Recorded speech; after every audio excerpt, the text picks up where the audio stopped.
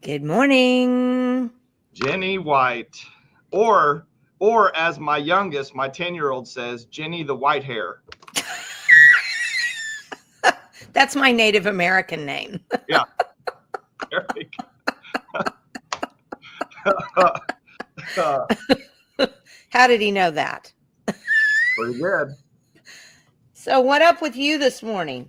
Well, not too much. I want to, as we're waiting for Julianne to get on here, I want to test your connection here. I have test anxiety. You can't test me. I want to test your connection here with current events, Jenny, because you're the current event. This is a global current event, and I want to just get your reaction here when I put this up here on the screen. Okay. Let's go click this and allow for Jenny White. What do you think, Jenny? Huh? What do you think? The most important thing happening tonight, at what? You are not going to watch that, are you really?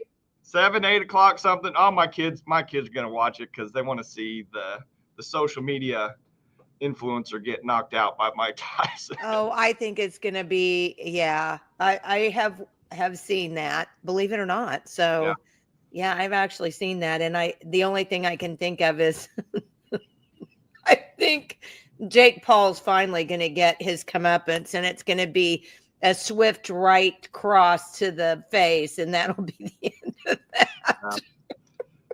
that. I hate it that we're so entertainment based when there's so many major issues going on, but because that'll have millions of views. Oh yeah. It's like, really? So I'm going to tell you about this on air since I told you about it earlier. So we did, for those of you who are watching, we did the podcast on Sooner. It's not Sooner Care now. Now I'm having trouble remembering what it is. It's Sooner Select. That's what it is. And apparently there's been a member of Governor Stitt's office reach out to some of these people. But I mean, that it doesn't matter. Just saying this. You can reach out all you want. Reach out and touch someone. Wasn't that an AT&T commercial? You can do that all you want. But until the problem gets solved, it maketh no difference. So you reach out, but you make sure you get all of this stuff put together and you get this problem solved. You're the one who created it, Governor Stitt. It's in your lap. You get it fixed. Can I rephrase that into common vernacular? Yes. Talk is cheap. Is that talk is cheap? Talk is cheap. I like that. How hard is it? Yeah, how hard is it just to do something? Well, it's very easy for Governor Stitt to be able to do all kinds of things. He appoints people, he fires people, he puts his people in there. And I still am absolutely kind of, I don't know why I'm aghast. This is kind of a bad word to say because I want to slap myself and go, stop it. I'm still struggling over what JJ said about the governor appointing Mr. Cartmel, who was over the JOJ in Tulsa, who got raided by the federal police because of all the problems they were having there, and then put him over DHS. Yeah. This same Cartmel who has done nothing in his entire life that's been outside of government except for 2 years. Yeah. I'm just so sick. That's what we see is we just see these appointments, and that's what it always comes down to is it's almost like a back scratch or some type of, hey, I'll put you in here. We'll work this out later. You owe me this, at some point, some point in the future, whatever. mean, that's just what you see over and over again, whether it's all the way from the smallest little local things, all the way up to the big boys. Well, and that's the thing, but that's the swamp. Yeah. I mean, that is the swamp. That's the whole essence of the swamp. And people will say, well, that's how you get things done, Jenny. I mean, that's just business. It's not. It's not. Because just because your friend does something, doesn't mean your friend is going to be great in this other place. Whatever happened to actually looking at people's resumes and actually vetting them for positions? What happened to all of that? Anymore, it's just, well, you've been in government. We know that you can government. Yeah. That's why it's so deep. You've got these. And Steph, you are absolutely 100% right. Yeah. You've got literal generational bureaucrats that are just constantly behind the scenes, and they're the ones that are giving all the advice, making all the recommendations, running all the things, have all the connections. I mean, whether it's from local all the way up, that's the real problem. Is you've got these unelected generational bureaucrats that are in office or in politics or professional politicians one way or another for 10, 20, 30, 40 years. But so I guess it goes back to what I said earlier. If you've been in government, then you can government. Yeah. That doesn't mean you can run the election board. That doesn't mean you can run DHS. That doesn't mean you can do any of that just because you've been connected in government. Yeah. I'm so sick of it. Government is bad. And how we still aren't getting there. We're still not getting there. Well, here's the thing. And I was just talking to my son the other day about this. I said, if you couldn't enrich yourself through government, then things would completely change, because that's what most people do. Most people enrich themselves through their government, position, connection, seat, whatever it is. If they truly went to serve, if they just truly went to do their 2 years, 4 years, 6 years, 8 years, 10 years, whatever. Then what Steph said. Yeah. Yeah. That's great. That's your meme. That's your first meme right there. Yeah. Get us off the friends and family plan. That's it. Well, I was thinking about those memes this morning, and when I got out of the shower, I was thinking, like when you graduate and they put in the yearbook, like the list of like most likely to succeed and things like that. Yes. We need like most likely to deceive and some things like that. And so anyway, get busy on these, Michael. Quit your talking. Isn't that what you just said? Yeah, I was thinking about it. Talk is cheap, Michael. Let's see those memes. Okay, well, Julianne is down in the waiting room. I think she's still working on maybe getting her camera ready. So just give me the thumbs up when. Okay, she's ready. All right, we'll bring in Julianne. Good morning, Julianne. How are you this morning? I'm great. How are you, Jenny? How are you, Michael? Great. We'll think about it after we hear what you have to say.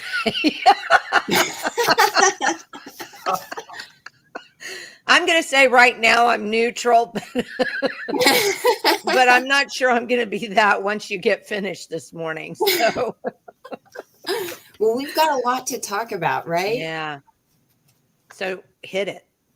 Okay. So we're doing carbon credits, right? Yep. Yes, ma'am. Okay.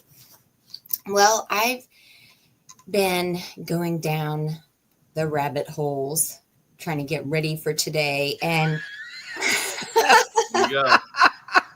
I mean, it's funny. You think you know this stuff, and then I always want to go back and revisit some old things that I've talked about, and then I find more, and I often end up going in a different direction than the standard.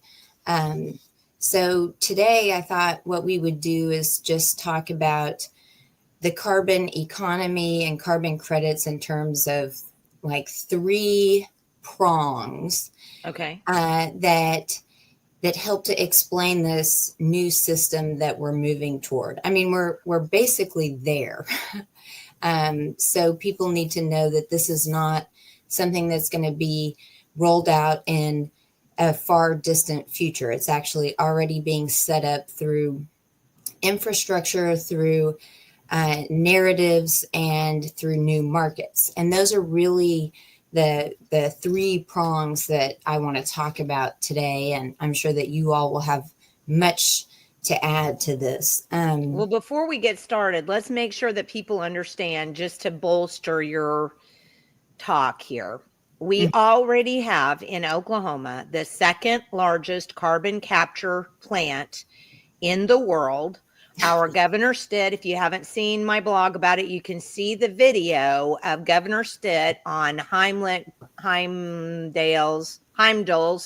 LinkedIn page be so effusive about, we're so glad to have you here. It's just that we're all behind you, more of everything, blah, blah. We can hear him say this. And then we find out we actually have a CO2 pipeline that runs from Coffeyville, Kansas, through the upper part of Washington County and down into Osage County to Shidler, right just north of Shidler, where this plant is. And then because of the fact that we've been really hammering on the green agenda, I'm in a bunch of groups all over the state that are trying to stop the green agenda. I can promise you we have people coming onto people's property armed, telling them that they need to get on it to create an electrical corridor, this federal needs corridor, electrical corridor that's coming in.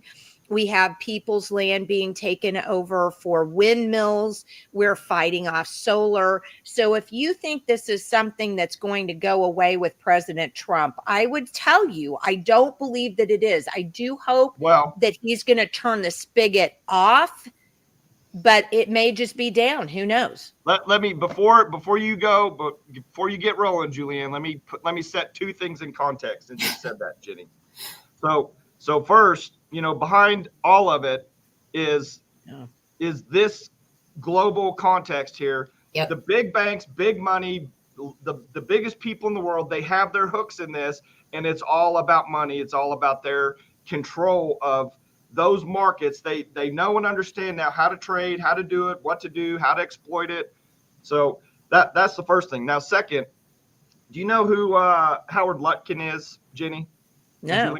He's the co-chair of Trump's transition team.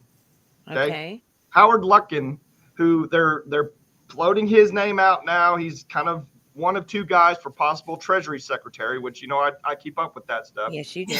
Here's Howard Lutnick here.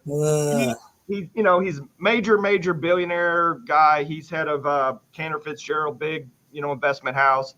Well, he literally is one of the guys literally that pushes the entire green everything. Like Cantor made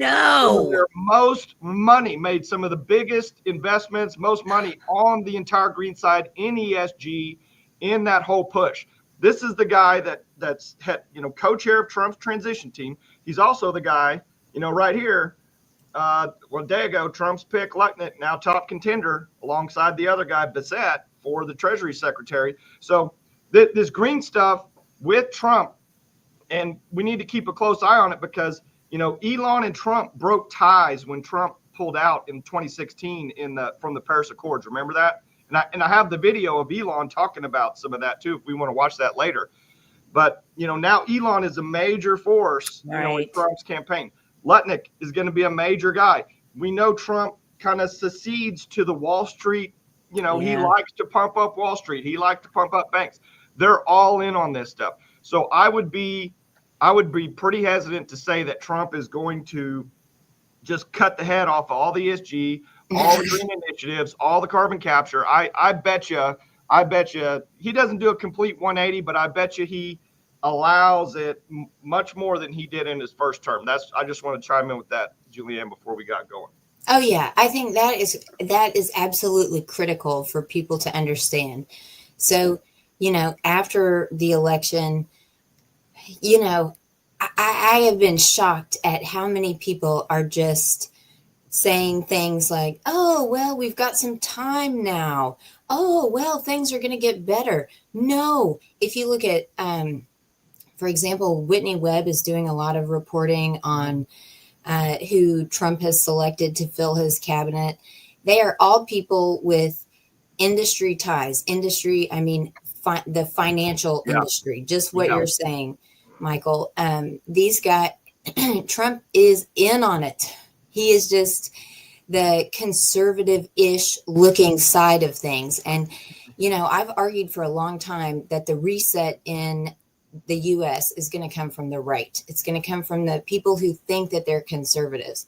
And I think that there's a sort of satanic element to that, because, you know, you have to get the people who think that they're doing good to buy into this sadistic plan, you know. So there's a really twisted psychological and spiritual manipulation going on. I mean, but I agree 100%, because if you've not been involved in Oklahoma politics and you just woke up over COVID, trust me when I say your friendly Republicans have been the ones who gave you things like Common Core. They were the ones that were out there pushing every Obama education profile for everything. So, you know, we've got to get off this idea of Republicans versus Democrats, because I don't see that it's there. I mean, I think we're going to have to go to liberty candidates or talking in terms of liberty, because Republicans versus it's just the uniparty. They just do things differently. That doesn't mean they don't have the same agendas. And how we're going to get this through to people who are like, yay, I'm part of the GOP and it's just great and rah, rah, rah. Let's get these guys elected. I mean, stop. In 2010, because I was part of the Tea Party movement, I was there. I saw it. I've got pictures. I actually went to the Capitol. So in 2010, it was a red wave. Remember that? Red wave. And it was all over, you know, Obama had gotten elected in 2008, and it was all over socialized healthcare. That's basically the bottom line. That's what it was. Nobody wanted socialized healthcare. Nobody wanted Obamacare. So we elected all of these guys to come in 2010. They were going to, we're going to get rid of Obamacare. That's what we're going to do. We're going to get rid of Obamacare. Where is it now? You tell me, what are we 14 years later? What the hell have the Republicans done for us? Let me chime in with one more thing here. So because you said it's kind of Republican led, I want to show something. So when you go back to Trump's first administration, you look at who led all of the carbon tax stuff. It was the Baker-Schultz plan, and I can put that up, but you can look it up yourself. But what they did is, okay, so Obama came in, he put in all these emission standards and all these emission things. Well, those guys went in as heroes, repealing Obama's emission stuff, but they replaced it with all the carbon tax. That's exactly what they did. That's two Republicans that did that. Yeah. And it really is the exact same model. And Jenny, I'm so glad that you brought up 2010, because, you know, what happened 2 years before, besides the election of Obama, it was the financial crisis, right? Yes. Oh, yes, for sure. And so that was the impetus for moving toward this new economy. I mean, the transition toward the new economy has been going on for a long time, but 2008 was a critical moment in developing all of these systems that would pave the way for where we are now, with the surveillance, with the big bailouts of the banking houses, with the consolidation of power, and quite frankly, the flagrant violation of U.S. law.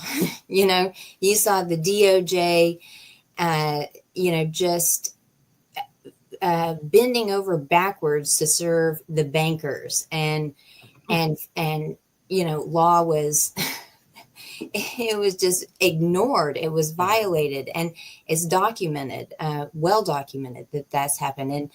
And so, you have Republicans coming in and taking on the healthcare industry, in 2010, supposedly.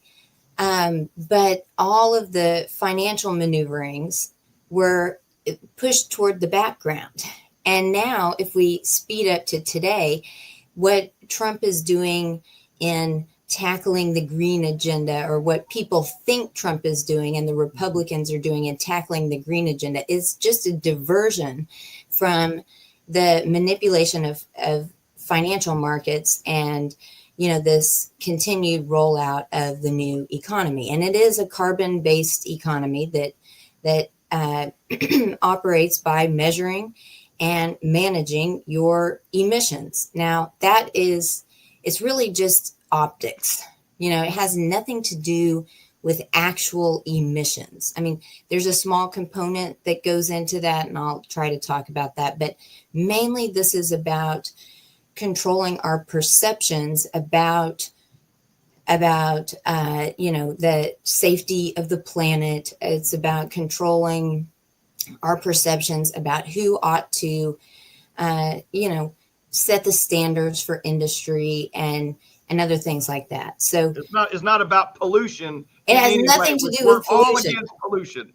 It has everything to do with new markets, especially new energy markets. And, I am certainly not an energy expert, but if you just start digging into the carbon economy, you can see that what we're setting, the big oil producers are moving toward a hydrogen based fuel offering.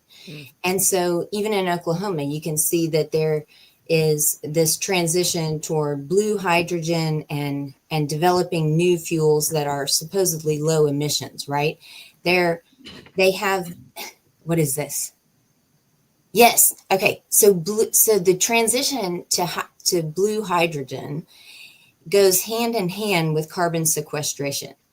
And that is because, without getting into too many of the technical details here, you can use this new hydrogen fuel in a way. You can say that at the point of combustion or point of use, it is low emissions because they are developing these carbon sequestration pipelines that supposedly pull off all of the greenhouse gases that otherwise would count toward your emissions output, right? So you have ExxonMobil, you have Shell, you have Saudi Aramco that are all moving toward the development of hydrogen and ammonia as a fuel source. This is the new fuel that is being developed. And as a part of that, they sequester carbon in order to be able to say that their new fuels are low emissions or zero emissions. Does that make sense? No. I'm not kidding, because It's I still complicated. can't figure out why. I get the idea that they're so stupid that they don't understand the carbon cycle, and I get that they're wanting to find a way to manipulate the people, and most people can't capture carbon dioxide because we're breathing it out every day, and you can't just, catch it. So I get that it's a way to manipulate the small people by creating a market for trade that we can't trade in. Right. But it's also a control grid, Jenny. Right. So I get that, but I still can't figure out to this day, because I've been a scientist, why you would want to sequester carbon dioxide in the I don't get what it buys them. Feedstock for new materials. Say that again. It's a feedstock. CO2 is a feedstock for the development of new materials. So it, as I understand it, it serves a sort of dual purpose. One, by sequestering carbon, you can say that your hydrogen fuel is low emissions. Okay. Because you have sequestered all of the carbon dioxide from its production. Okay. So that is the manipulation of perception. So hold on, let's stop there, because I think that's where I'm missing it, and maybe everybody else is too. So they want to create hydrogen new fuel. We're doing that in Oklahoma. Yes. I didn't have that bill here, but so Kim David created a bill to work on creating hydrogen for fuel in Oklahoma. And then tell me where Kim David is right now. Does anybody know? She was a senator in Oklahoma. Do you know where she is now? She is on the Corporation Commission. See how that works? Yeah. So she did all of that work to get the hydrogen stuff. And now, voila, mysteriously, she's elected to the Corporation Commission. Fell through the cracks. I would have paid more attention to that, but fell through the cracks. So they want this hydrogen. But to get hydrogen, you have to break up, and I've forgotten what they do it. It's water and something else. Yeah, NGLs, natural gas liquids. Okay. And so that they pull off the hydrogen, but that leaves carbon and other hydrogen components. Yes. So then they have to pull the carbon. So then they do pull the CO2 out. Yes. So they can say, look, we're fixing the planet. Exactly. And yet here you have your clean fuel and we're fixing the planet. And so that's what the bottom line is. They want their hydrogen fuel, but to create the hydrogen fuel, we also get carbon sequestration. Yes. So that you can say that it's low emissions. So that goes into the optics that matter so much, because in order to transition to hydrogen fuel, which I think is, it's new, it's going to be expensive. We don't have all of the infrastructure set up for it. You have to sell it to the people in terms of protecting the planet and, it's clean. So this is how they have to develop this climate change narrative. They have to develop the common good narrative in order to get enough people, or actually I should say giant corporations, to buy into the reputation capital movement. We're green. Green is good. We want to be seen as green, because that in itself is a market. The perception of being a green planet conscious energy provider, that in itself is a market. And the WEF talks about a social license to operate. That just basically means that that you have to have a good reputation in order for people to buy your products. Now, what the average person thinks of any corporation doesn't matter at all. It's just what the bankers and investors think of a corporation, but they know that this is a ruse. They just have to talk the talk of green stuff so that it looks like they're only financing green energy products, and then the people who sheepishly follow the banksters and the think tanks and their government puppets, then they all say, oh yes, this is green, this is good, right? But it's a sham, and everybody knows it except the little people who tend to be fooled by it, right? So really it's a very complicated narrative construction. But to move to hydrogen, yes, you have to sequester the carbon so that you can claim that hydrogen is a low emissions fuel. And there are 4 hydrogen development hubs in the U.S., and Oklahoma is one of those. Yeah. So, I think there's an article in the Oklahoman that was published. I think it was maybe 2019. I thought I had written it down. Yes. Oh, no, not 2019. Anyway, the Oklahoman has an article about the development of blue hydrogen, and that goes into the issue of carbon pipelines and sequestration. So what you mentioned about the using steam with NGLs to produce hydrogen, and then you have the sequestered carbon dioxide, that's exactly right. Now, CO2 is also a feedstock for it can be injected in depleted oil reserves. Right. So, and I don't know if this is technically called fracking or if it's got another name, No, it's got another name because fracking is usually water. it's salt water actually, I think is what it is. So this is it's like fracking, but It they is. use CO2 in order to loosen up the remnant of oil that's in depleted deposits. So this is an important feedstock for continuing to extract fossil fuels. Yeah. Right? So there is a market that is not a green market Yeah. for CO2. That's true. For sure. Why are the big oil producers getting into this?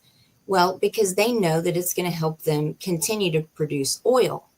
And, if we are looking at all of the negative externalities of things like wind and solar and all of these other goofy energy sources, then we might say, oh, good, Shell and Exxon are going to keep extracting oil.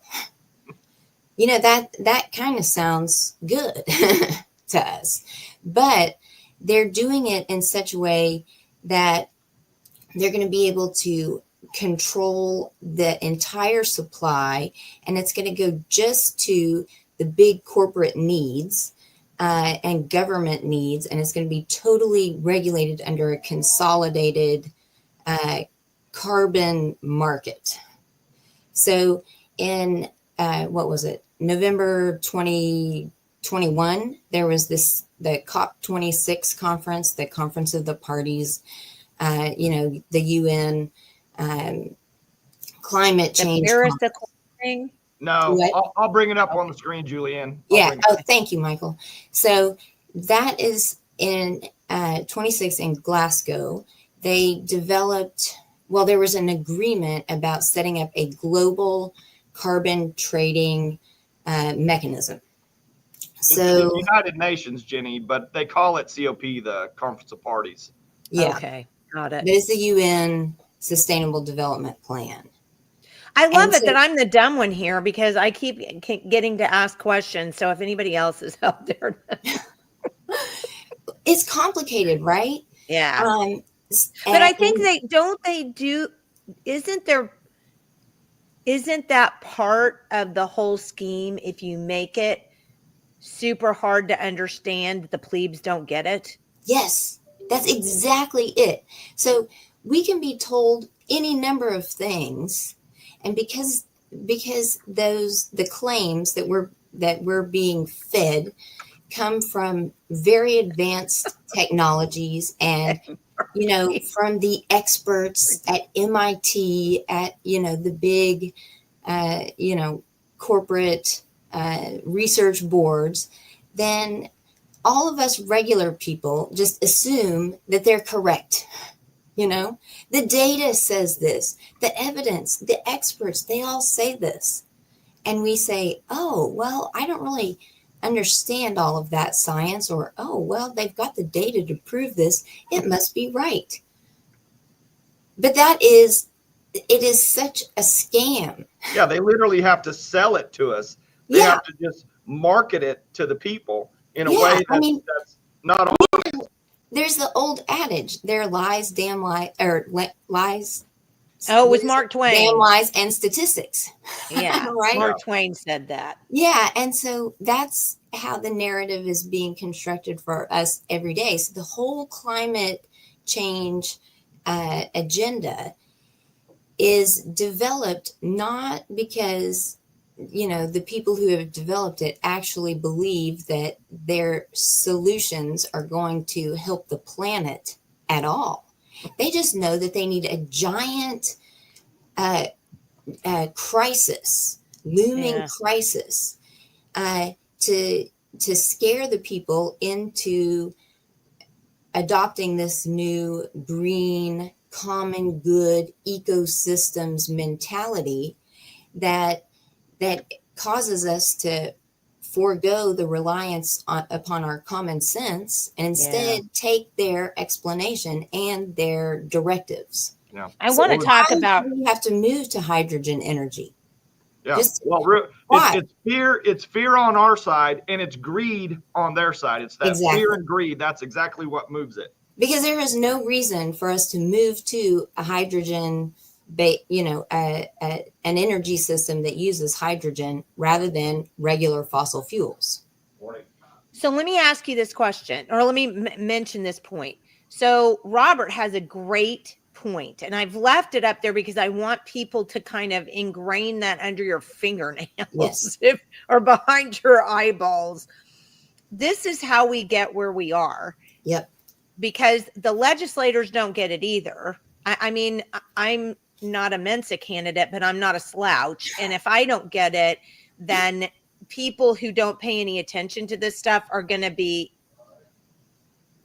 they're not going to get any of it. So it's really easy when people are in positions of power, but they don't understand the output of what they're being asked to run as bills, that we get what we get. So because they're in a position of power, they're not going to say, well, I don't understand that. I don't think we need to do that because I can't get it. They'll just go, oh, you want me to run that bill? Yeah. Right. Yeah. So this is exactly why, and Robert, God love you for putting that up there too. I probably wouldn't have thought to say it. This is exactly why you have to be in contact with your legislator. I mean, 100% of the time. I mean, my God, I would consider yourself to be attached to their hip, especially if you have a new legislator coming in and you have this opportunity. Get them before the swamp gets them, because there are plenty of people in the legislature. We didn't turn it over well enough. There are plenty of people down there who are in seats of power who are going to want to turn them to the agenda, whatever it is that the people that are paying them down there want them to do. So you are going to have to stay engaged because of exactly what Robert said. So I'm sorry for getting out in front of you again there. No, Jenny, I mean, I appreciate that because it underscores the point and it brings it home to Oklahoma especially. And, when I was looking at some of the environmentalists' arguments against carbon sequestration and the entire carbon credit scheme, because there are plenty of genuine environmentalists who understand that this is all bunk and they've argued against it, but they get silenced and marginalized. One of the things that I found was an organization called, I wrote it down because I wanted to remember it, Design to Win. This was a plan that was developed it's a partnership and a plan developed in 2007. And I want to say there was Podesta money behind it, and several philanthropic organizations partnered together to advance their climate risk ambitions, in terms of lowering the risk to the climate. So you have all of these foundations who, there you go. And here's what's funny. I hate to jump in on you again because I'm afraid I'm not going to let you get one sentence. That's all right. But I want people, because we've got a nice audience this morning, so let's educate them while we have them here. I didn't get this from Julianne. Julianne just told me Design to Win. I went out on the internet and I found it and I pulled it up. So don't think to yourself, well, I can't learn more about this, or I don't know what she's talking about. Use the keywords that she's telling you. Get out on the internet and find it for yourself. It's right here. Yeah. I mean, this is not hidden. They are proud of this. Hewlett right? Foundation, Packard Foundation. Yeah, bad guys. And these are all the same people that have their tentacles in education, right? Because narrative construction is crucial. So you have to get kids early and you have to train them. Oh, you must support green energy because the planet is on the verge of collapse. So you have this doomsday scenario, and then you have, look what we have over here. What is it? Justice, equity, diversity, and inclusion at Climate Works. Yes. And so what this organization does is they develop all of the talking points that are given to the legislators. Yeah. And, you know, Yes. you're right, Jenny, to point out that especially people who have been elected, you know, Alexander Hamilton, James Madison talk about the role of ambition in public office seeking, Yeah. right? Public offices attract people who have an ambition to do something great. Now, let's just keep that psychological fact in the back of our mind and think about if you have someone who's been elected, they have that ambition. Are they going to want to admit their ignorance about some policy issue? Absolutely not. So what they're going to do is they're going to rely on, you know, lobbyists and academics who appear to be unbiased. Like, we still believe that academics are unbiased. They're not. They get paid lots of money in terms of grants and prestige and things like that. So you have your legislators who don't know anything about what they're writing bills about, and they just listen to people who have lots of money and lots of resources at their disposal to do behavioral economic studies, to fashion language that is going to be appealing to the mass of people. You know, it's Back up a minute. Behavioral economic studies. Is that what you said? Yes, and like behavioral psychology. You know, so we have, if you look at, you know, Behavioral Insights team is one.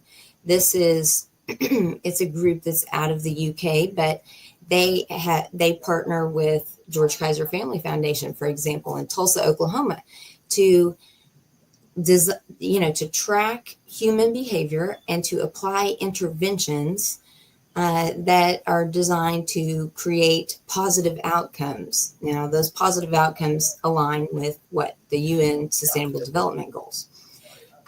And let's say the satanic agenda behind them. But, you know, there is massive amounts of research about what motivates human beings and how they can be swayed to do one thing or another. If you look at there's a book called Nudge. I actually have it here. I would get up and grab it, but it's by Cass Sunstein. And it talks about using different environmental stimuli to sort of nudge people toward the behavior that you desire them to exhibit.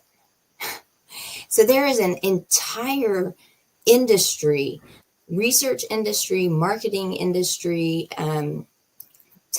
technology industry that supports this, dedicated to manipulating human behavior. And the groups that supply the talking points to our legislators, they have access to all of that information. They have developed it over decades, you know, different studies about what motivates people to act and what words are going to have this broad-based appeal. And well, and you know, they use that for COVID. Yes, exactly. Yeah. So and they use the same techniques over and over again. I mean, you go back to Edward Bernays' talk on propaganda, and he says, you know, as we go forward, we're not going to be successful selling things to people by taking the direct approach, telling them you need this, because people will say, hey, who are you to tell me I need that? So Bernays, I don't need that, Jack. You have to make them think that it was their own idea. Right. And how do you do that? By crafting an environment that gives them that idea. Yeah. And he talks about, you know, you do it through printing articles in ladies' journal magazines and, you know, targeting groups of influential artists. And then these ideas sort of trickle down into the populace. Yeah. And that's exactly what's happened with climate change, with green emissions. And, you know, quite frankly, to pick on our Republican friends, with the whole privatization model of government, privatizing government. That has trickled down. Yeah. And the people think, oh, this is our idea. No, it's not. Yeah. And part of that is that legislators whom they trust, they have listened to these think tanks and powerful lobbying groups like, what is it, Designed to Win? Yeah. Who have spent the money and time developing the narrative. Yeah. Yeah. So. But I think we're in such a bad spot, really, because marketing, my gosh, I grew up in advertising and marketing, right? I mean, that was my first job. So, Really? That's what I did. I mean, 7 years of a job in advertising and marketing. It wasn't when I was in it in the early 80s, they were just kind of then really launching into some of doing these psychological studies. I mean, before it had kind of been a man on the street kind of interview, find out what people like, and then they would kind of market to that. But then as technology began to grow, then it became pulling in psychologists on it. It just became so there's a huge sector of the economy out there that literally does the job of selling people crap they don't want. Yeah. Or making people think things that they wouldn't ordinarily think. Yeah. And I think people are, again, we're not cynical enough in this country. We're just simply not. People tend to buy it, like you said, because they bring in celebrities, they bring in people or ideals that they're already used to and kind of flip them on their head. And that you don't expect it. And so you kind of fall into that thinking.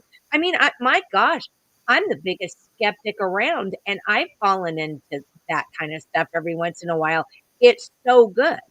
So you can't fault people for that. But what you can fault people for is it's kind of like Christianity. Mm-hmm. If you don't know about Jesus, it's hard.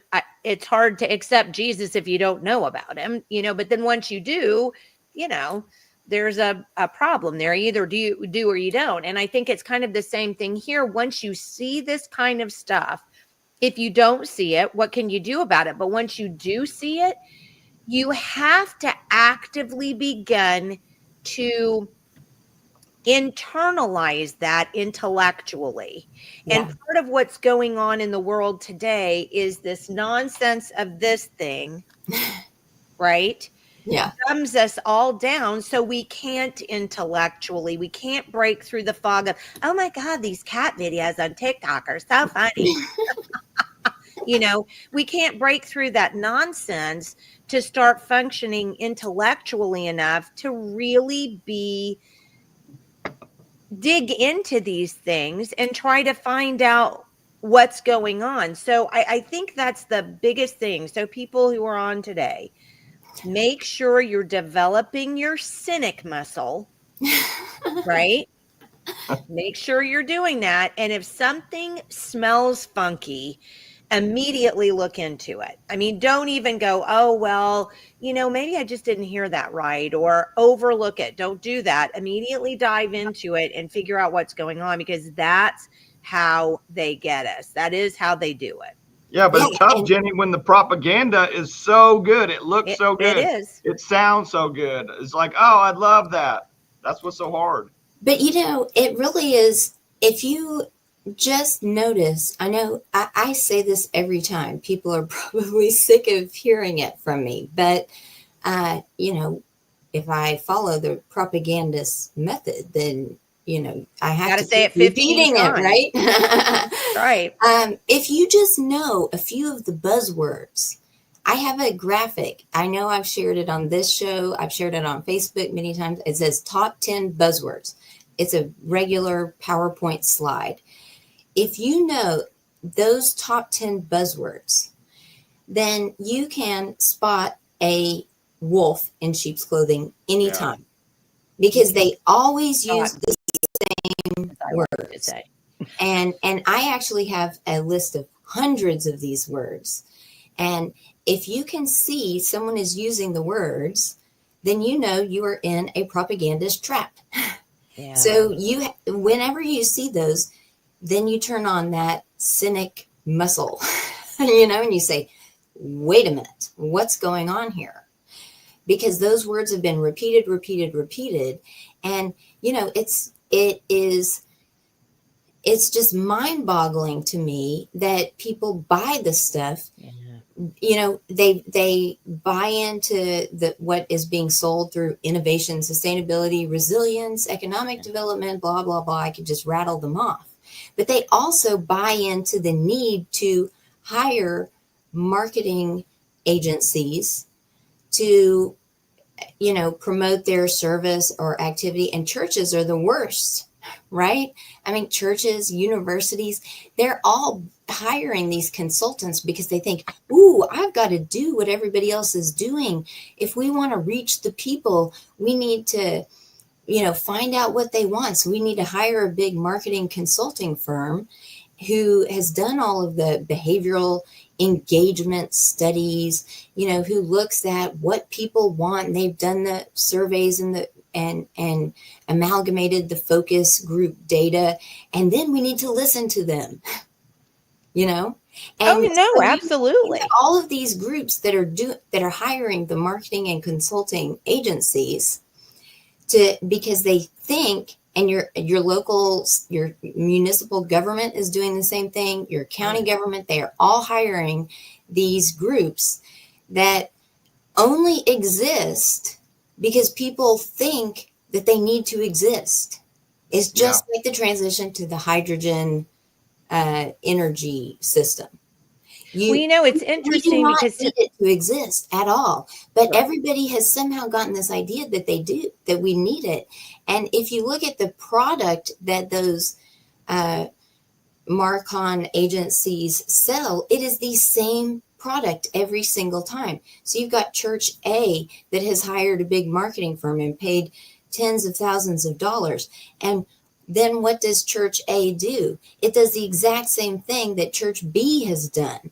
And you've got, and the same goes for, local governments and revitalization efforts and anything. These people use patterns over and over again. And we need to be wise enough to recognize the patterns. And anytime you see it, steer clear. Because what they are doing is they're setting up this, if I can just sort of bring it back to this carbon credit issue, they're setting up an economy in which all of us get a carbon allowance. That is it is how much carbon we are permitted to emit. Now, they have all of this fourth industrial revolution technology, surveillance, monitoring and reporting and analytics technologies that purport to be able to quantify your emissions like to the T.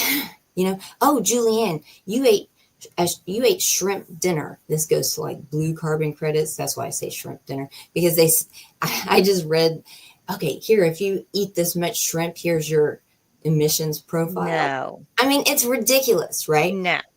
But they have all of this technology that says that they can track how much you've used very precisely.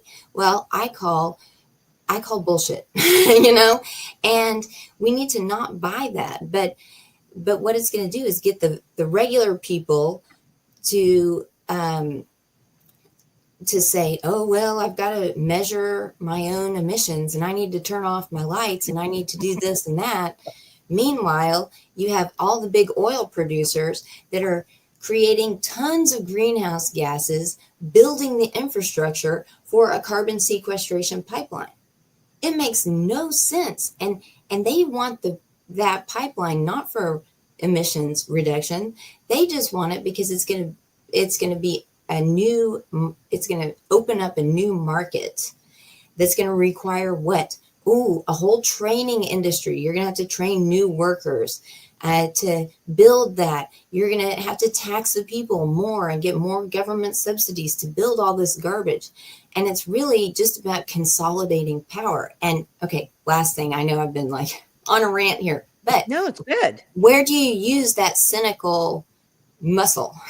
The Jenny White muscle. The Jenny The White. Jenny White muscle. Where do you use it? JW. Once you know that this whole thing is a ruse, here's what I would say to Oklahomans. Use it with your employer, because your employer is going to be rolling out all of these carbon tracking mechanisms, because your employer has more control over you than the government does in the short term, because they control what? Your paycheck. And so your employer has incentives from its investors to cut its emissions. And so how's it going to do that? Well, it's probably not going to adjust its major operating model or anything, but it can control employee behavior. And so you're going to see HR departments rolling out these new policies laden with buzzwords that talk about, say, reducing the emissions on your commute, employee commute. This is a big deal, scope 3 emissions. So you're going to see employers that say, I'm dropping things everywhere. You're going to have employers that say, how can we reduce our corporate emissions profile, because we only have a certain amount of credits that we can use? Well, we can put the thumb to our employees and we can say, you guys better take the bus. You better take the bus to work. And guess what? Your commute time, that falls under the company umbrella of control. Good night. So you either work from home with the lights off, and let me tell you, like smart appliances and all of that, when your employer gives you a credit for buying a smart appliance or some wellness thing, whatever, it's all to track and trace your carbon emissions, which is all a bunch of junk anyway. Yeah. But it's to track and trace that when you're working from home and you're under the corporate, like their control grid, Well, so when you, the place to use that skeptical muscle is really at your workplace, if you work for a large employer. And once you see these buzzwords rolling out about, oh, well, we want to be proactive in reducing climate risk because climate risk is business risk. When you start to see that, then fight it and educate your colleagues and say, this is garbage that our HR department has heard from a group like Dream to Win, or, a national or global HR professional development group. Yeah. And they have been given the talking points that funnel down to the plebes. So that's where I think you can fight it. You have to fight it there. Well, and I want to make a couple points. To my rant. Yeah, I want to make a couple points on that, Julianne, just so people understand the gravity of just the short future when it comes to 15-minute cities, all these deals, because they hear us say these things, they're like, they can't really put together how those things are, and I can do it pretty easy. But to the point of what you said about first starting with your business or your company or your employer, government, all these things only work because of our virtue of acquiescence. Yes. Because we just allow it, we just go along with it. So that first of all, that's the only reason those things work. And if you think in the future, like you're talking about, you're getting a credit, at your house or whatever, and you're going to have your lights off. You can't go run your dishwasher, whatever. It's going to be so simple because we're in that digital technology world now. There's a two-way street, so they can monitor you. They know how far you drive to work. They know, how much electricity you use. They know all this stuff. So it's so simple to say, okay, well, your insurance is going to go up because you keep going over. You keep going over your carbon limit every single month. Or you're going to be based, okay, you keep going over what we say your allowance is. Now you're going to be taxed at a different scale, or your electricity is going to be delivered to your house at a different level or whatever. So they're going to price you out of the market. So now you have to use their cars. Okay. You're going to have to use their transportation. That's green. You know, that's some major corporation's green energy solution. You can't live in your own house because it's not green enough. You're using too much energy. So you got to go move into one of these approved green areas. That's how easy this whole thing's going to come down the pipe. Yeah. And if you don't believe it, just look at these massive campuses that are being developed in these innovation hubs and technology hubs, manufacturing hubs. They have workforce housing right there on the campus. That is, I mean, sometimes it's called affordable housing, but really it's workforce housing. Like you are owned by the company. And they're in partnership with the government. So when I say the corporations, you know, they work with the government because by and large, Americans still believe in the legitimacy of our government. And they still think that it's government that makes laws and that we should follow the laws that government makes. So that is a narrative component that's really important for all of these bankers to co-opt for their own purposes. That's why they create public-private partnerships. Yeah. You know. So let me put something. Speaking of public-private partnerships, I'm so glad you brought that up. So Oklahoma pledged millions to EV startup Canoo, but now the company is fighting work furloughs and supplier lawsuits. Sounds like Solyndra, doesn't it? Oh, it's 150% Solyndra. For people who don't remember that was a company in California that manufactured solar panels that Obama gave $80 bazillion of taxpayer money. And then, of course, they went out of business. But we ended up, and I think it says in this, so Oklahoma gave the electrical vehicle maker $100 million in cash incentives for jobs it created in the state. Oklahoma has also pushed back a deadline for Canoo to receive more incentive money, allowing the company more time to meet hiring goals. Canoo received its first $1 million incentive payment from Oklahoma after it announced it had created over 100 new jobs in the state in January. The money came from Oklahoma's Quick Action Closing Fund, a pot of money. This is called a slush fund, okay, intended for the governor to recruit new employers to the state. Now, I want to just jump in here and make kind of a quick comment. So for those people who were, and Steph says that was a scam, it's all a scam. You're exactly right. So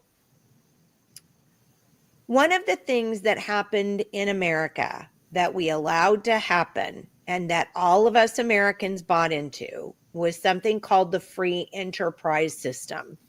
And the free enterprise system is the assumption that if you make a better widget than your neighbor makes, then you rise to the top and you end up succeeding in America. And that's something that doesn't happen in a lot of countries because businesses tend to be subsidized by the government. Now, are we putting these things together after I put up the Canoo thing? So let's go back. So free enterprise system. Oh, well, we're Republicans. We're for free enterprise. We got to get out there and get. Okay. This, let's see. Did I quit sharing it? Wait, hold on. View tab. Where's it going? There it is. This is not free enterprise. And I think people don't understand that if the government takes taxpayer dollars, which they steal at gunpoint essentially, and they give that money to a company, then they have elevated this company over another company. Yeah.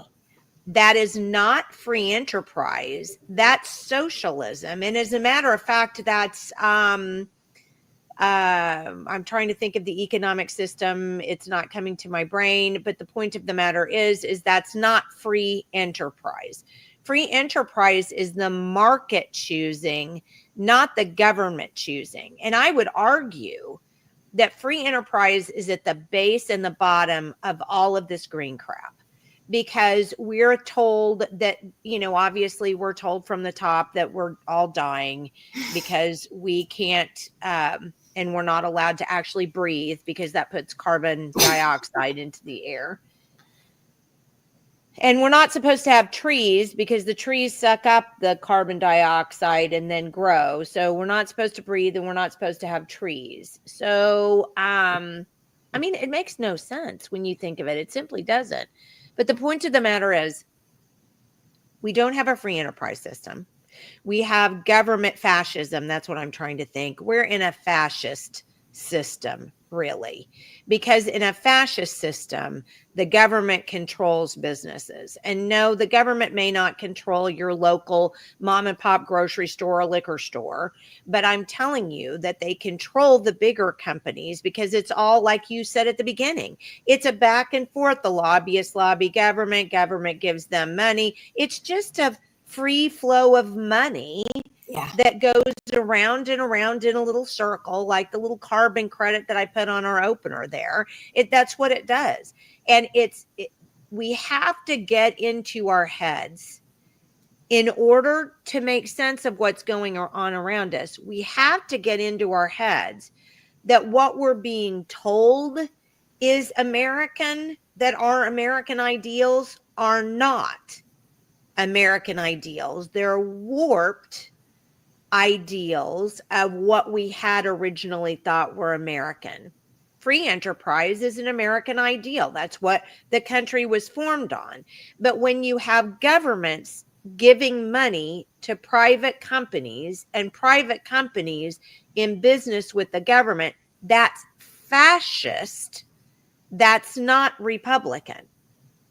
And it's designed to fail. Yeah. Because, I'll hear a lot of people who say, well, they're going to see that electric vehicles don't make money in the long run. People don't want them, and that business model is going to flop.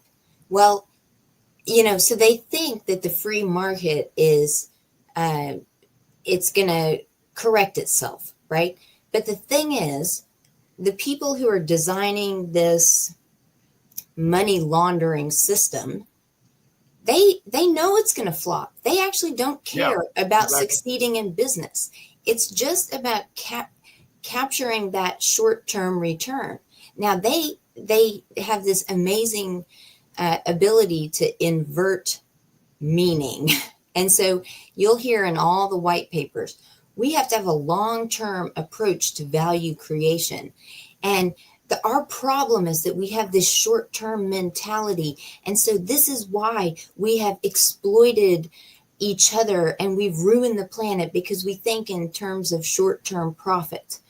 And so they tell us that we need to think long-term and sustainable value creation. Well, that's another example of, pardon the phrase, bullshit. Because it really is. I think that's parental warning of that term, But so they tell us we have to do this long-term value creation. One, because it's not verifiable, and because we're not going to demand to see actual results, because we think that those results are going to be materialized in 75, 100 years. And so we're just sold on the hope that one day they're going to work out. But while they're selling us that incorrect idea, they are capturing on the short-term investments in something like Canoe. They don't care if Canoe flops. They don't care if, the whole ESG market flops. They've already reaped the rewards from all of the marketing and consulting and technology upgrades and all of the preparations and risk management reports that have gone into preparation for the development of the ESG market, for example. So it's just like, when money is printed. And so the people who know about it, about the printing of money, and they know about this, increased liquidity, they can spend their extra dollars very quickly before the market prices adjust. So by the time, the inflated money trickles down to us plebes, then it's become worthless. But in that short term, they can capture tons of profits. And that's what they care about. So with Canoe, with all of these government subsidies, it's just money laundering to profit on the short-term buildup. So that is exactly what this whole carbon credit economy is about. You're going to see the corporations spending massive amounts of money to install software upgrades, sensor technologies, building upgrades, all of this garbage to be able to track and trace your emissions profile, right? And you're going to see them hiring lots of consulting agencies to talk about what are the best practices for risks so that the corporations and governments and cities, whatever, can prove to their liability risk insurers that they've done their due diligence. So, Trump, he's not going to dismantle ESG. It's just going to switch to the language of liability risk management, and it's going to be under the big insurance companies. And that's exactly what Obamacare was about, right? Well, if you make the jump from the green agenda and ESG and insurance hegemony over all of our decision making, what was Obamacare except giving to the major insurance companies the ultimate say over healthcare, value-based healthcare practices? It's all insurance company controlled. So that's why, Jenny, I love that you've gone after the insurance industry, and you've been on a roll on that, and thank goodness, because we need to be discussing that. Well, it's like you said, it's all interrelated. And if we cannot wake up, I have so many people who say, oh, I just got this new car and it's great, and I can do this and remote, and I can log on and see all. Why do you think Obama had cash for cars? Yeah. Now stop and think about how far this goes back. Why do you think Obama took out all the old cars? You couldn't track people with them. And he gave everyone a phone. If you can't come up with that answer in 15 or less seconds, my God, please slam your head against a wall.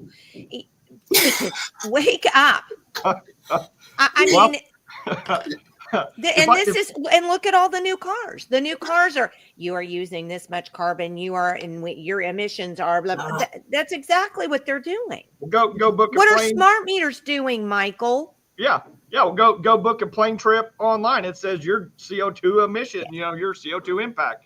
But I want to go back to just one thing that Julianne said, and just to really stress this even more. So the real issue, and this kind of goes back to Robert's comment here about the legislators, they don't really understand. They're just basically given a deal or talked into, just vote on this. They have no idea. When you look at it at the highest levels, okay, these large corporations, these multinational corporations, they're the ones writing the laws. They're the ones making the rules. You go back, BlackRock, who we talk about them all the time. They literally invented the ESG. They literally came up with the whole deal, and we know their partnership with the government. But you go back even further, and I've told you this before, Jenny. You look at like the whole carbon credit whole thing started with Enron. I mean, they do it to control the market. Yeah. So at the lowest level, they can drive out all the mom and pops. And we've seen that. Look at the mass exodus of free enterprise in this country. You don't have mom and pop shops in the majority like used to. You don't have independent newspapers. You don't have independent media. You don't have all these hundreds and hundreds of different insurance companies. You have one or two or three, and that's it. And they're all basically owned by some hedge fund or, some type of big money at another level that's basically making all the rules. Yeah. Well, and it's interesting that you say that because, I pulled up that article on Canoe, right? And this is from the Frontier. And when you actually go back and you look at Frontier, here are their donors.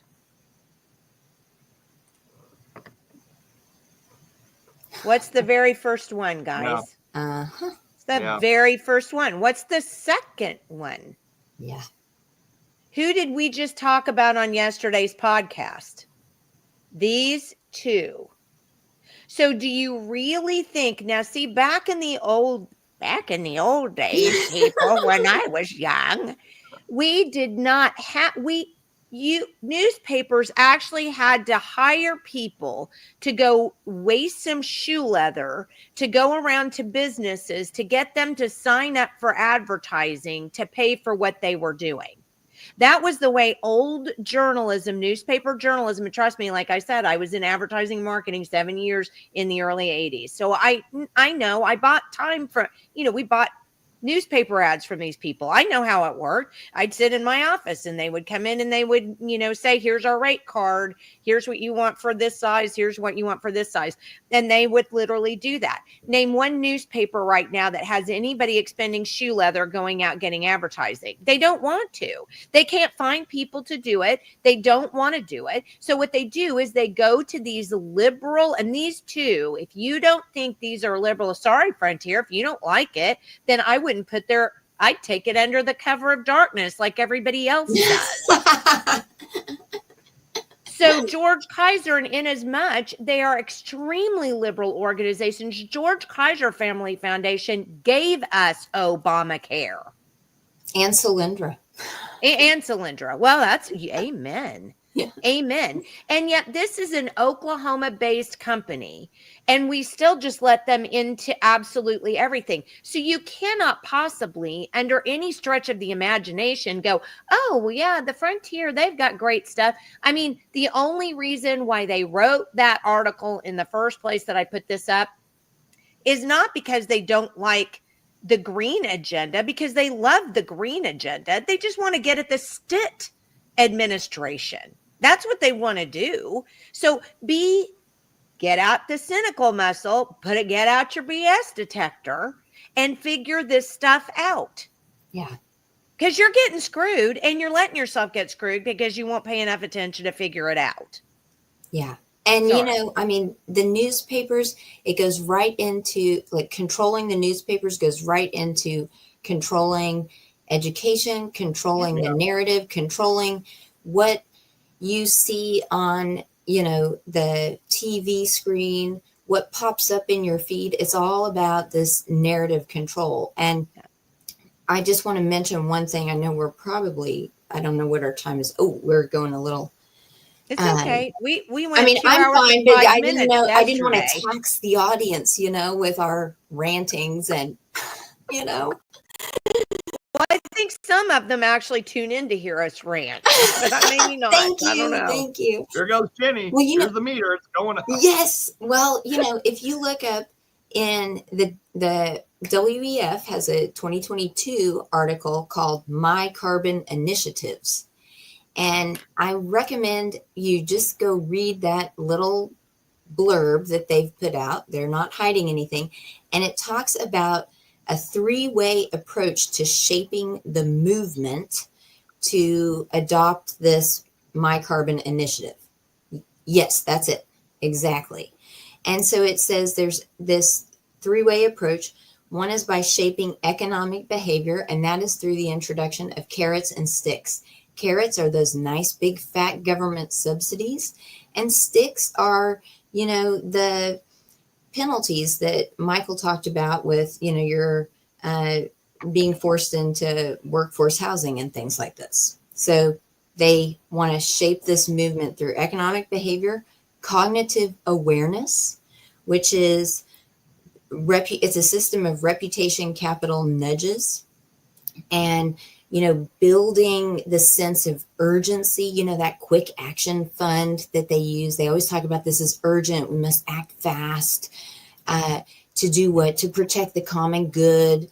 And so they have to develop this narrative. And then they also have to create new social norms. And this comes to new definitions of what is our fair share of emissions credits that we're allowed. And, what are the acceptable levels of, personal credit or carbon credit allowance. So you can see that this is all about, I think if you go down below this, then you'll see the three. I know, isn't that you neat? have to read this article. Did you see right here where it basically says COVID-19 was the test? Yes, that's why I found this.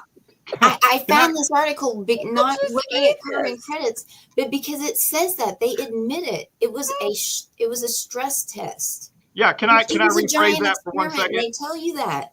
Can I rephrase that for 1 second? COVID was an obedience test, period. COVID was an obedience test. Oh my God. And then it talks through, you people, you've got to find this. Again, I just did what, Julianne said, and just Googled I don't use Google. This was DuckDuckGo, although I think they're not getting any better. And it says younger adults tend to be more concerned than older counterparts that climate change will harm them. It's all about constructing the narrative. That's a ruse. Like I say, we don't need to move to hydrogen-based fuel.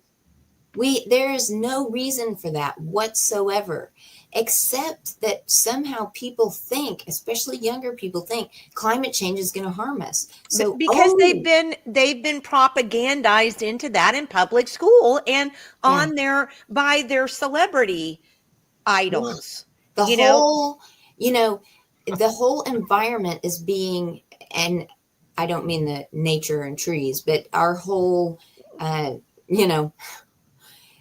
sphere of reality that we live in, it's all being shaped. See, that this is an important graphic, I think. Mm-hmm. But so when you buy a flight online and it says this is going to emit so many tons of CO2 into the air, if you eat the shrimp, it's going to emit this much. All of that is suggesting to you that your choice is going to harm the planet. And it's all a mechanism for nudging you toward making a different choice. What kind of choice is that? It's a choice that benefits these banksters that have come up with this ruse. And I think we just have to be really clear about that. This is all a sham. It's a sham. No. And notice what it says at the bottom. Such economic action will need policy enablement from city leadership through extensive discussion between stakeholders to arrive at a fair and inclusive approach. There's so, one of Julianne's buzzwords. BS detector, buzzwords, Julianne, like you've said. But what they're saying is needs policy enablement. So that means that we're going to go lobby your representatives and get them on board with this crap, which is why you've got to be engaged. You have to, because this is literally what these people want. Yeah, and they do like to operate on city councils and city leadership because they'll get petty office holders who have ambition to do good, but they also have more uncertainty about their own capacity to do that. Yeah. And they're more willing to listen to the experts at, global marketing firms.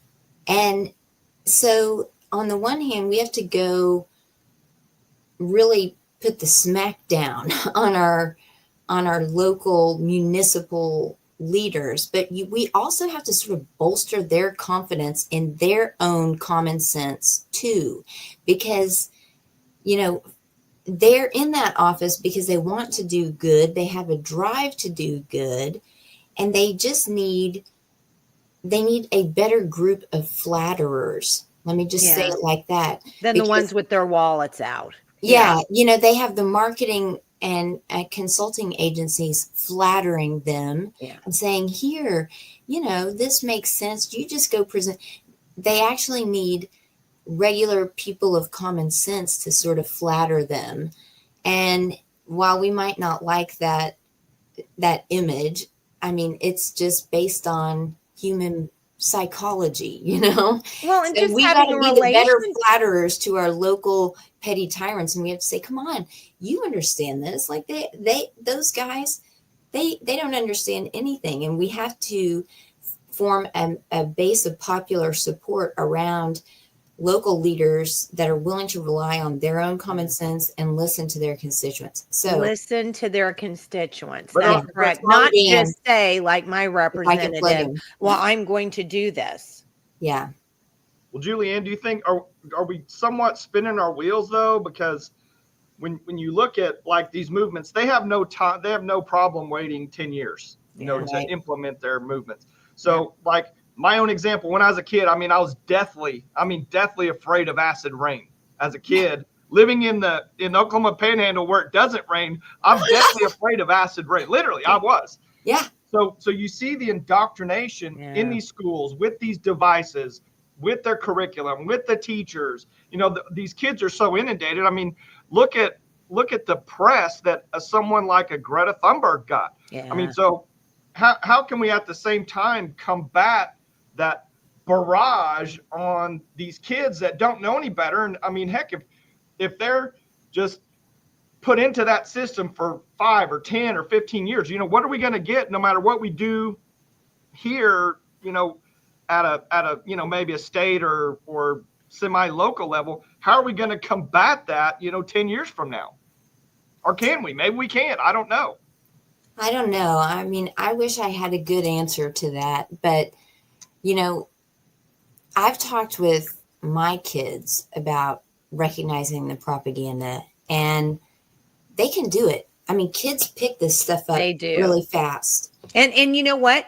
Kid BS detectors are a lot better than parents are. They are. And I think, my kids go to a parochial school with parents that all, for the most part, think in similar ways to myself. Right. They're not as deeply into this, but we're all of a similar mindset, right? And so my kids are pretty sheltered in terms of they haven't really met so many friends who are indoctrinated to the level that many kids in our community are. And so it's hard for them to understand what they're going to encounter later in life. And I think I've talked to them about the difficulties that they're going to face. And I've said, it is your responsibility. My kids are 6. How old are they? 6, 9, 11, and 13. It seems like they're always having another birthday, and yeah, with 4 of them, it's difficult to keep up. How old are you? I still think my 3rd grader's in 2nd grade. He's in 3rd. But I have said it is going to be your responsibility. Yeah. Like my generation, I'm Gen X, like the tail end of Gen X. We've identified this problem, I think, and we've decoded it, so to speak. But we're old now, and our influence is limited. So now, with my kids, I say, here's what's going on. You must recognize it. You must take responsibility for making sure that you get the information that is going to be denied to you by the system. Yeah. Even our good system that's at our little parochial school, it's still, there's lots of buzzwords that go on there, and there are lots of things that don't get mentioned. And I say it's your responsibility to learn it, and for you to be an example of being free and independent from these buzzwords.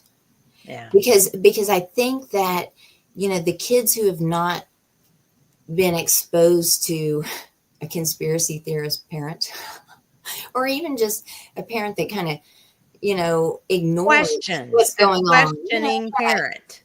But the kids who are really steeped in the propaganda,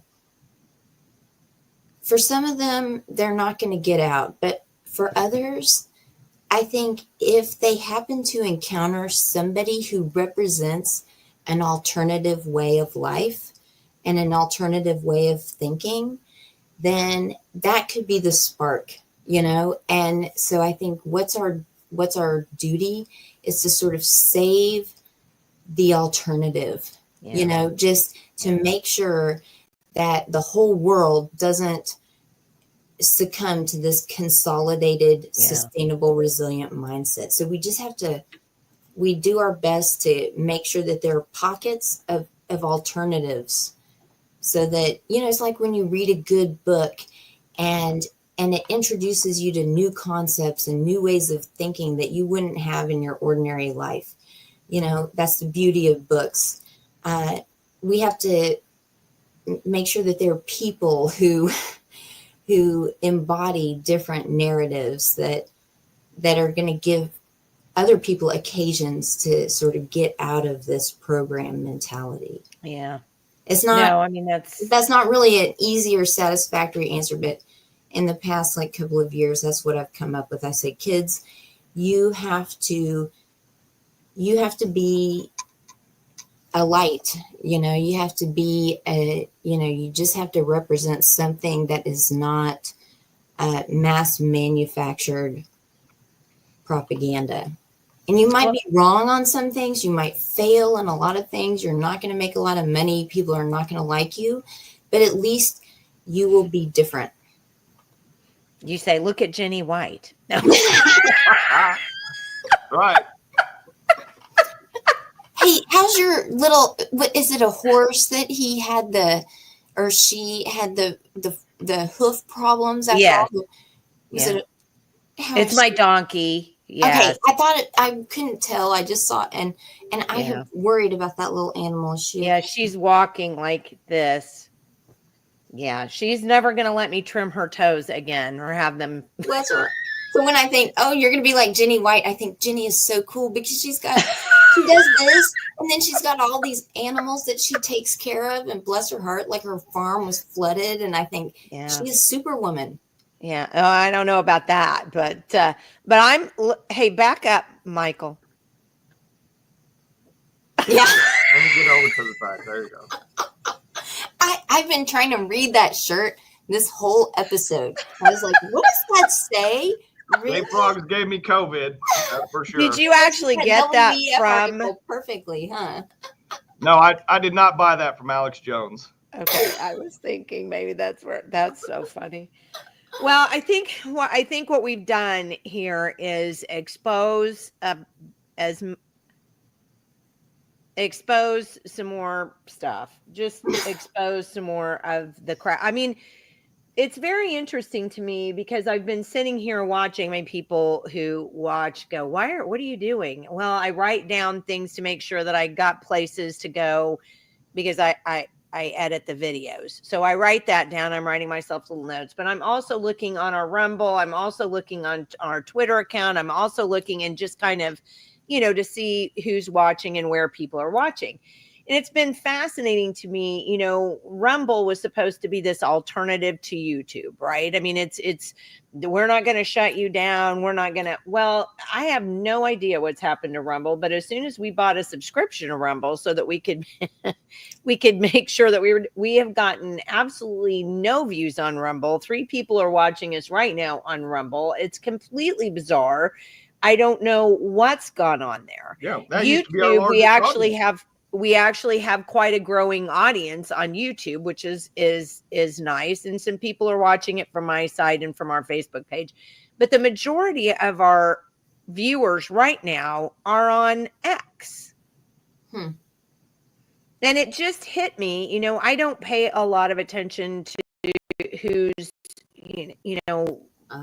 social media sites, but it does interest me that Elon Musk has made a continual pronouncement that he's not going to throw people off of Twitter, and it's going to be very, or X now that he's called it, and it's going to be very open. Well, it's so interesting to me that we have so many of our viewers on X right now, and yet even on Rumble, we can't seem to gain an audience. It makes you wonder, again, are we being propagandized here? I mean, when people say, oh, one thing, and I don't know. It's well, and on top of that, Jenny, you saw that in live time when we started posting to TikTok, and you had some things really start catching traction. Then all of a sudden it was completely retracted. I mean, completely like down to zero shortly after that. Yep. Well, I like Elon. I don't know if I trust him. Steph says Elon is a clone. Yeah. Well, I mean, I don't know. I wondered about his complexion. Yeah. Well, I mean, I don't know if I trust him. He makes all his money from the government. Now he's going to be a pretty serious player in this next administration. He's a big AI guy. I mean, even though he's publicly said, hey, AI can be really bad. AI is probably going to be, but, you know, he talks all the doomsday with AI, yet he's still doing AI. He's got the brain chips, you know, he's pursuing that. He's got all the huge government contracts with SpaceX and things like that. He's 100% on board with the whole carbon side of everything. And I have a 1-minute video to show if you want to watch that in an interview with Joe Rogan, where Joe was, you know, probably a big part of Trump's final push there, as Joe endorsed him and had an interview with him. So, I mean, I don't know if I necessarily trust the guy. I mean, if you could ever say that, you know, there's a devil incarnate, he's going to be a pretty slick guy that everybody loves. You know, I'm not saying Elon is that guy, but I don't trust him. I mean, it just seems too coincidental that all these things line up. Now he's going to be Mr. Efficiency. He, you know, got a hold of Twitter. Yeah, it seems like it's good. I don't know. Maybe that's my Jenny White muscle. But that's what I was going to say. You listed things that made you uncomfortable. I mean, you have specific things in his history that you can point to that make you uncomfortable. That's exactly what we should be doing. So, yeah, I mean, that's the right approach to all of this, is to not just go, oh, Elon, he's our savior. Oh, Trump, he's our savior. We've got to start using the thing up here that actually came with us when we came out. Yeah. God gave it to us. Is he a billionaire? He's a billionaire. Is he into surveillance? He's into surveillance. Yeah. I mean, you don't become a billionaire without making deals with the devil. Yeah, but I will say one thing, and because you got to you got to look at the whole picture. But then, you know, NASA couldn't do anything right to save its life. I mean, I don't think they could throw a rock 20 feet at this point in time. But then SpaceX just sent a rocket up and then re-landed that same rocket. So I think that's part of the problem, is that we have a situation now where everything is so intertwined and convoluted. It's extraordinarily hard to tease it apart to see what parts make sense and what parts don't make sense. And well, if this makes sense, then where is that coming from? And it really, when we've been trained out of critical thinking to try to critical think around something that's as complex as what they've tried to make society to be today, it's no wonder what's happening is happening. So you're absolutely correct. We have got to put everything together and think on these things and not get bogged down in that. Well, Elon said that Twitter's going to be, and he cares about free speech. And I mean, he said some things recently about windmills, for example. He and RFK, I think it was, had some kind of a thing, and they were both talking bad about windmills and some of the green energy deal, but not carbon credits. Yeah. So, you know, that's another thing. If they're talking bad about windmills and they're talking bad about solar, but then they're not bringing up about how bad the carbon credit economy is going to be and how that's going to force everybody into an EIG kind of a communist China model, then you have to wonder, so, okay, what big deal does it is it that you don't like wind then? I mean, that's just a small part of the agenda. Yeah. Yeah. Well, they just have to make their money off that short-term investment, you know? Yeah, that's and right. then what happens? You have failing windmills that we don't know how to recycle them. We don't know what to do with them. Oh, we have a problem that needs to be fixed. Oh, it needs a new market to come fix it. Yeah. Oh, we've got a solution for that. Yeah. And so I think, you know, people like just arm yourselves with a few simple rules. Know the buzzwords. Yes. I would say do not trust any billionaires, any foundations. They're too big. Also, understand that a key part of this transition to a new economy of trading carbon credits, it depends on us outsourcing government to private corporations through public-private partnerships. And so there's a narrative being developed about the incompetence of government so that we will trust private innovators like Elon Musk, who can do things so much better than NASA. Oh, I wonder how that happened. You look at the Edelman Trust Barometer and it says, ooh, the government couldn't come up with a vaccine, but guess what? Private corporations could. Now Americans don't trust their government. Oh man, we need stakeholder governance to come right in and save us. So if you understand that dynamic, that's another tool in your arsenal. And then think locally, think educating the people directly around you, you know, active citizens, your neighbors. Also, focus your energies at your workplace if you work, especially for a big company, because you need to be on guard for the policies that are coming from your HR department. All those benefits, health insurance, allowances for your nice running sneakers, you know, credits for buying a clean car. Those are all carrots that are going to become leashes to rein you in. And, you know, on the acting locally, you need to really get to your municipal office holders and county office holders, and then the state. You know, there is, I think, no hope at the national level. We've got to build a real popular movement at the state level, you know, county by county, and we have to cross the rural and urban divide. They want us divided. They're going to take the land from the, you know, the people who live in the rural areas, and they're going to put in their crazy pipelines. And then they're going to force the people in the cities to use, you know, this new form of energy. And so there are two sort of prongs of this reset movement. And we just have to be aware of these basic patterns. And whenever you see them in play, say, no, thank you. I'm steering clear. We just, at the most basic level, we just need to pause and do not make any new action in these areas. You know, just tell your legislators, don't pass any new legislation. Yeah. Say no. Yeah. Well, and we got to think on down the road too, because if they're taking all this farmland to put in this goofy crap that doesn't work, like solar installations and wind installations and that kind of thing, what happens to the line?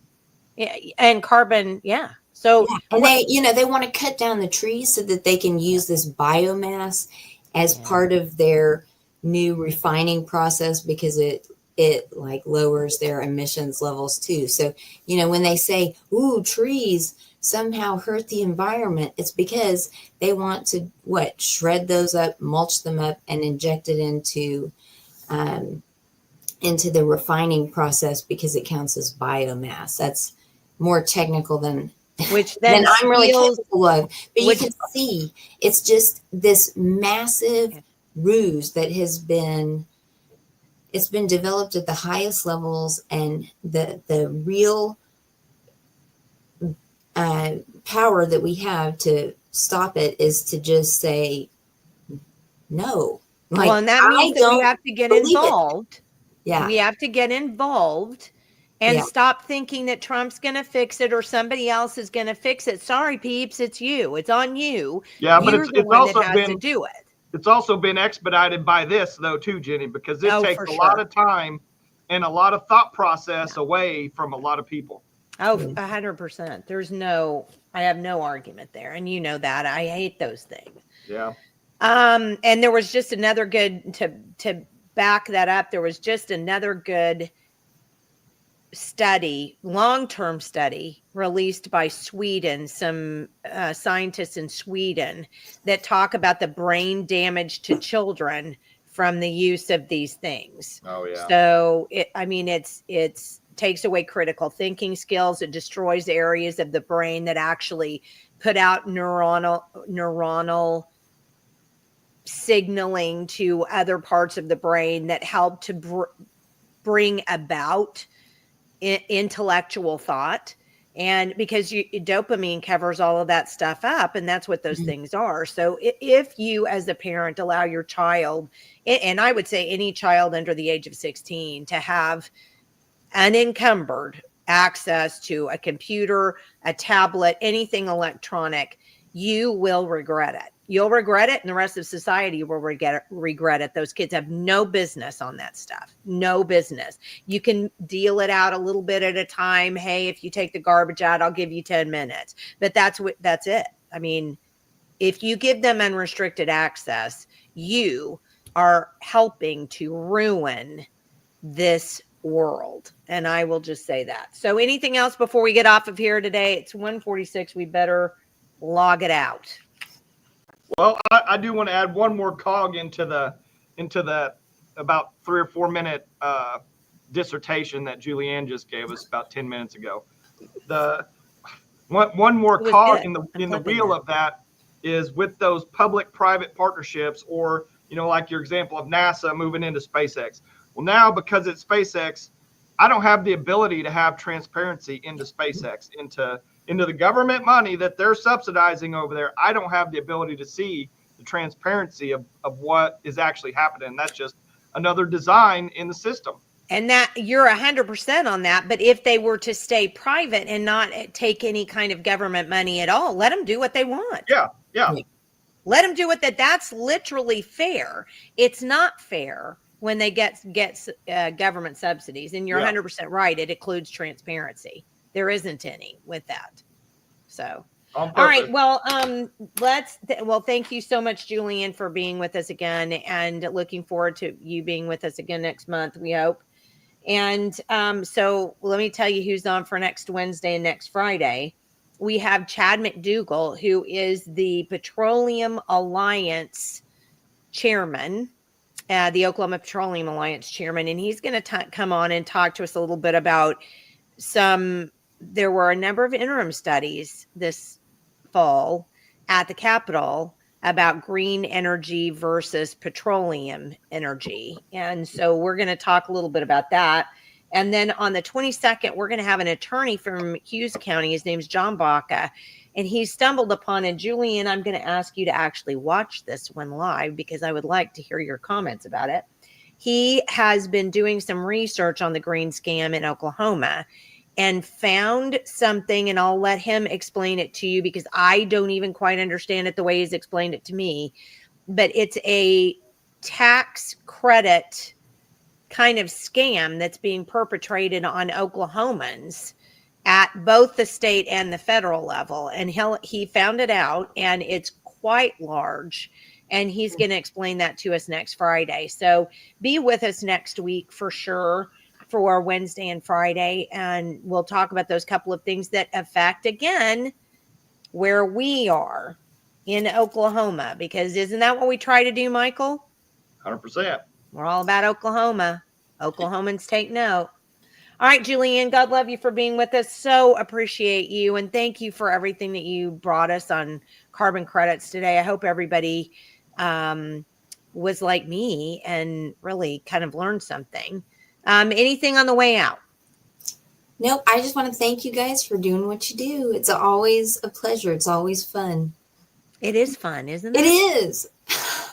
I like that. I don't say that about everybody, but Michael and Jenny, you guys are like, there's no one I'd rather talk about this Oh. ugly stuff with than the two of you. Well, we feel the same about you. So thank you. All It's a right. mutual admiration society. All right, guys. Well, you have a great day. Have a great weekend. It is going to be beautiful this weekend. Oh, my goodness. So get out there and enjoy it. And then Michael and I will see you again on Wednesday. So be sure to be here with us next Wednesday at 9 a.m. Thanks so much.